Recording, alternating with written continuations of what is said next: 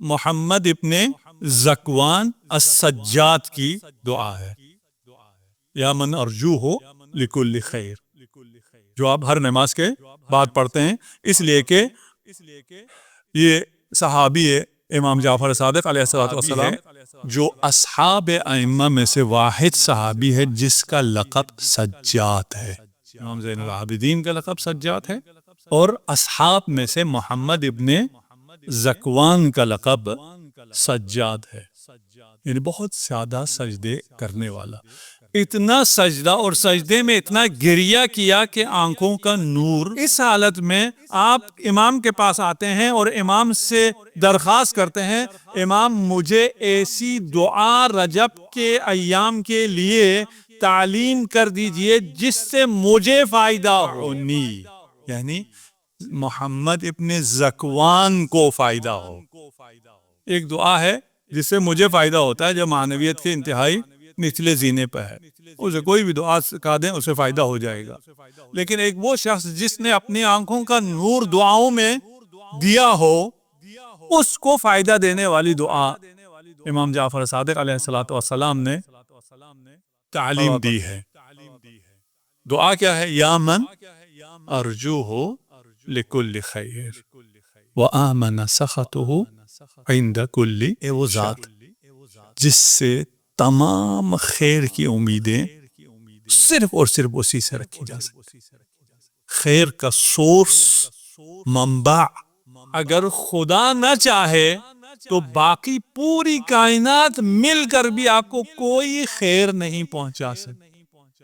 اب ہم جب یہاں لفظ سورس یا منبع استعمال کرتے ہیں تو لگتا یہ ہے کہ سورس تو خدا ہے، اس کے بعد جو سٹیپس ہیں اس میں خدا کا کردار دے دیا، اس کے بعد اب پھر بارش کا ہے۔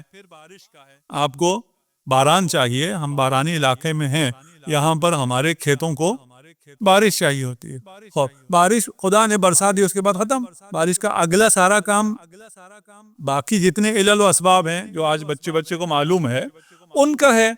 نہیں، ایسا نہیں ہے، خدا ہر مرحلے میں اس کے اذن کے بغیر کوئی بھی مرحلے علت، کوئی بھی کاز اپنا ایفیکٹ نہیں کر سکتی، وہ سب سے نچلا ہی علت کیوں نہ ہو۔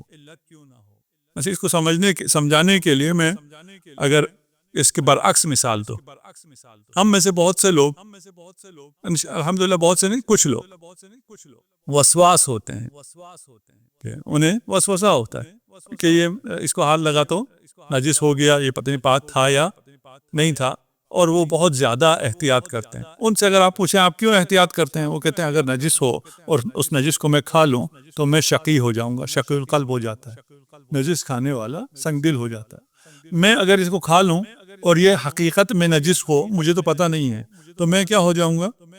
سنگ دل ہو جاؤں گا۔ اس لیے احتیاط کیا ہے؟ اچھا، ایک چیز ہے، ایک بیکری ہے آپ کے سامنے، وہ اس کی ڈبل روٹی ہمیشہ نجس ہوتی ہے، آپ کو پتہ نہیں تھا، آپ نے ساری زندگی وہ ڈبل روٹی کھائی، آپ سنگ دل ہو جائیں گے یا نہیں ہوں گے؟ کچھ کہہ رہے ہو جائیں گے، کچھ کہہ رہے نہیں، ساری زندگی نجس کھایا ہے، اب پتہ نہیں، نجس کا ایفیکٹ بھی ہے، نجس کھانے سے انسان سنگ دل ہو جاتا ہے، ٹھیک ہے نا؟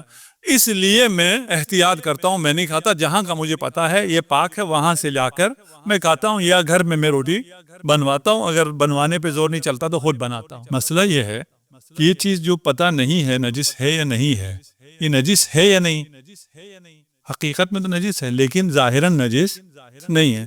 کس نے کہا ہے نجس نہیں ہے؟ خدا نے کہا ہے نجس نہیں ہے۔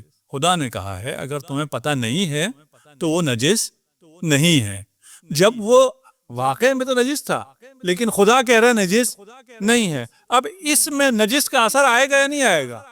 اس میں نجس کا اثر نہیں آئے گا، اس لیے کہ کوئی بھی چیز اپنا اثر اذن خدا کے علاوہ نہیں رکھ سکتی ہر مرحلے پہ۔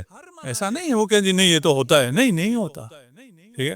خدا کی مانو، خدا تمہیں ہر شر سے محفوظ رکھے گا، خدا تمہیں ہر خیر پہنچائے گا، خدا کے علاوہ کوئی نہ تمہیں شر پہنچا سکتا ہے نہ خیر پہنچا سکتا ہے کسی بھی مرحلے پر۔ اگر آپ کسی کو کہیں نا تم نے مجھے زندگی دی ہے، ڈاکٹر سے کچھ لوگ کہہ بھی دیتے ہیں یہ شرک ہے، اس کے ہاتھ میں کیا ہے؟ زندگی تو دے ہی نہیں سکتا. ہاں سبب بنے ہو اور بھیجنے خدا تم نے میرا علاج کیا، اس میں تو کوئی حرج. یا من ارجوہ لکل خیر وآمن سخطہ عند کل شر. ہر خیر تو تجھ سے ملتا ہے، لیکن جب میں شر کرتا ہوں تو تیرا غضب آ جاتا ہے. نہیں، میں شر کرتا ہوں، غضب منتظر رہتا ہے کہیں یہ توبہ کر لے، توبہ کر لے، توبہ کر لے. کے ساتھ ہی میری معصیت کے ساتھ ہی غضب الہی نہیں آ جاتا. ہم غضب سے ایمن ہیں. اگر مجھ سے لغزش ہو گئی اور میں نے گناہ کر لیا، گناہ کے بعد میں نے توبہ کر لیا، آپ نے کبھی گناہ نہیں کیا، میں نے ایک گناہ کیا، ہم دونوں اس تکامل کے راستے میں کہاں پہنچے ہوئے ہیں؟ میں ان سے آگے نکل گیا. کیوں؟ اس لیے کہ خدا کو یہ توبہ کرنے والا بندہ زیادہ پسند، اس کو زیادہ آگے لے جاتا ہے. یا من یعطی الکثیر بالقلیل، اے وہ ذات جو قلیل کے بدلے کثیر عنایت کرتی ہے. آپ یہاں آدھے گھنٹے کے لیے 45 منٹ کہہ لیجیے، اگر میں نے زیادہ بول کے 45 منٹ کے لیے یہاں آپ تشریف لائے، اس کے بدلے میں آپ کو کتنا ملے گا؟ کتنے منٹ ملیں گے؟ ختم نہ ہونے والے ابدی زندگی میں نعمات ملیں گی اس قلیل کے مقابلے میں. آپ 2 رکعت نماز پڑھتے ہیں، وہاں آپ کو ہمیشہ ہمیشہ کی زندگی میں اس کا اجر ملتا ہے. جو بھی اجر ملتا ہے وہ ختم نہ ہونے والا اجر ہے. اور یہاں آپ نے کیا دیا ہے؟ انتہائی قلیل 2 منٹ دیے. وہ 2 منٹ بھی آپ کے اپنے نہیں ہیں، وہ بھی خدا نے آپ کو دیے. کماتے ہیں، جو کماتے ہیں وہ کس کا ہے؟ اللہ کا ہے. اللہ نے کیا کہا ہے؟ تو تیرا ہو گیا. جو کما رہا ہے سب تیرا. میں خرچ، جتنا میرا خرچ ہے وہ میرا، سارا تیرا. بچ گیا، جتنا بچا وہ آپ کا نہیں، جتنا بچا وہ بھی سارا تیرا. اگر 20% وہ بھی آمدنی پر نہیں، بچت پر. کتنا رحمان ہے، کتنا رحیم. اور یہ 20% دینے کے بعد ہوتا کیا ہے؟ وہ آپ سے کچھ لیتا ہے؟ نہیں، وہ 80% آپ کو دے دیتا ہے. 20% خود لے کر 80% آپ کو دیتا ہے. وہ آپ کا تو تھا نہیں، اس نے لینے کی وجہ سے یہ 80% آپ کا ہوا. یہ 80% دنیا میں کم ہو جاتا ہے؟ نہیں، دنیا میں بھی اس میں برکت آ جاتی ہے. آخرت میں تو ملے گا. یہاں بھی کم نہیں ہوتا. آپ پوچھ لیجئے جو مومنین یہاں تو سب خمس دیتے ہیں، جو مومنین خمس دیتے ہیں ان کے ہاں مال کی کمی نہیں ہوتی. جو نہیں دیتے اس کے پاس 20% آپ حساب کرتے چلے جائیں کہ دیکھو اس نے کتنا بن گیا اور اس کے پاس اتنا کم ہو گیا. نہیں، اس کے پاس زیادہ ہوتا ہے. یا من یعطی من سألہ، یہ وہ ذات جو عطا کرتی ہے اسے جو سوال کرتا ہے. کون سوال کرتا ہے؟ یسألہ من فی السماوات والارض، جو کچھ آسمانوں اور زمین میں ہے وہ سب اللہ سے سوال کرتے ہیں. کل یوم ہوا فی شان. اس آیت کی شان میں بیان نہیں کر سکتا. زمین اور آسمان میں موجود مخلوق ہر روز، ہر شخص، ہر وجود مانگتا ہے. اور کیا مانگتا ہے؟ اس کے مقابل میں اللہ کو کرشمہ سازی کرنی مانگ رہے ہیں. ان کا مانگنا اتنا زیادہ ہے، اتنی عظیم چیزیں مانگتی ہیں یہ مخلوقات کہ اس کو دینے کے لیے اللہ ہر روز ایک نئی شان میں ہے. کل یوم ہوا فی شان. اور اس کی شان یہ ہے کہ تو جو مرضی مانگ، جو کچھ مانگ وہ دے سکتا ہے. وہ قادر مطلق ہے. یا من یعطی من سألہ، یا من یعطی من لم یسأل. جو سوال کرتا ہے اسے بھی عطا کرتا ہے، جو سوال نہیں کرتا اسے بھی عطا. سوال نہیں کرتا لیکن تجھے بھی نہیں مانتا، اسے بھی عطا کرتا ہے. خدا تو اس کو کیوں دے رہا جو نہیں مانگ رہا؟ میں رحمان ہوں، میں رحیم ہوں. تو اس کو کیوں دے رہا ہے جو کفران نعمت کر رہا ہے؟ یہ میری رحمت کا تقاضا. کس ذات سے ہم کلام ہیں؟ محمد ابن ذکوان کو جو فائدہ ہو رہا ہے، قیامت تک ہر رجب میں یہ دعا پڑھتے رہیں گے لوگ، اور اس کا ثواب ذکوان کو زندہ ہو گیا. کمیل کی طرح ہے محمد ابن ذکوان. ہم یہ دعائے رجبیہ کو دعائے ذکوانیہ نہیں کہتے، اس لیے آپ کو ان کا نام پتہ نہیں ہے، لیکن خدا کو تو پتہ ہے. خدا کے ہاں تو کوئی مسئلہ نہیں ہے. جو نہیں مانتا ہے، جو نہیں مانگتا ہے، اسے بھی مل رہا ہے. اعتنی بمسألتی مجھے عطا کر. کیوں؟ بمسألتی ایاک، کیونکہ میں نے تجھ سے مانگ لیا. بنا مانگے دینے والی ذات جب میں نے مانگ لیا ہے تو مجھے عطا نہ کرے، ہو سکتا ہے؟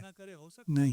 اعتنی بمسألتی، مجھ سے یہ نہ کہنا کہ میں اس کا اہل نہیں ہوں. جو چیز مانگ رہے ہو تم اس کے اہل نہیں ہو. میں اہلیت کی بنا پر نہیں مانگ رہا، میں اپنے سوال کی بنا پر مانگ رہا ہوں. اعتنی بمسألتی ایاک. کیا؟ بہت پاورفل ہے. جمیع خیر الدنیا و جمیع خیر الآخرہ. کچھ چھوڑا ہی، سب مانگ لیا. کچھ لوگ کہتے ہیں اچھا رجب کے مہینے میں تم نے 2 بول دیے، جمیع خیر دنیا دے دے، جمیع خیر آخرت دے دے، اور خدا نے دے دیا. اس لیے کہ یا تم خدا کو قادر مطلق نہیں مانتے کہ وہ نہیں دے سکتا، یا اس کے کرم پر تمہیں شک ہے. وہ قادر مطلق بھی ہے، اس کے کرم میں بھی کسی کو شک نہیں ہے. اور ہم کیا مانگ رہے ہیں؟ ہم ان اعیاد عیدوں کی راتوں میں خدا سے عیدی مانگ رہے ہیں. ہم رجب میں مانگ رہے ہیں، عام دن میں تھوڑی مانگ رہے ہیں. اعتنی بمسألتی ایاک، کیونکہ میں مانگ رہا ہوں اس لیے مجھے وصرف عنی بمسألتی ایاک جمیع شر الدنیا و شر الآخرہ. دنیا کے شرور سے اور تمام آخرت کے شرور سے آپ محفوظ ہو گئے. بیمہ ہے. امام جعفر صادق علیہ السلام کی زبان، ساری دنیا اور کا خیر اور ساری آخرت کا خیر آپ کو اگر خدا نے دے دیا، خدا کے پاس کیا رہے گا؟ خزانے میں کسی چیز کی کمی نہیں ہوتی. تو نے یہ سب کچھ مجھے دے دیا لیکن تیرے پاس کسی چیز کی کمی نہیں ہوئی ہے. زدنی. سب جمیع لینے کے بعد پھر کیا دعا ہو رہا ہے؟ پہلے میں نے مانگ کے لیا تھا، اب اپنے فضل سے اور دے دے. جمیع سب کچھ ملنے کے بعد اور چاہیے. کس سے لے رہا ہے؟ اور جو سب کچھ دینے کے پاس بعد بھی اس کے پاس بہت کچھ ہے، سب کچھ ہے، اس سے آپ مزید بھی لے سکتے ہیں. اس کی عطا کی کوئی حد نہیں ہے. انشاءاللہ ہم اس دعا کو ہر نماز کے بعد بھی پڑھیں گے اور صبح و شام بھی پڑھیں گے رجب کے ایام میں. رجب کے علاوہ بھی پڑھی جا سکتی ہے لیکن وارد یہ رجب کے لیے.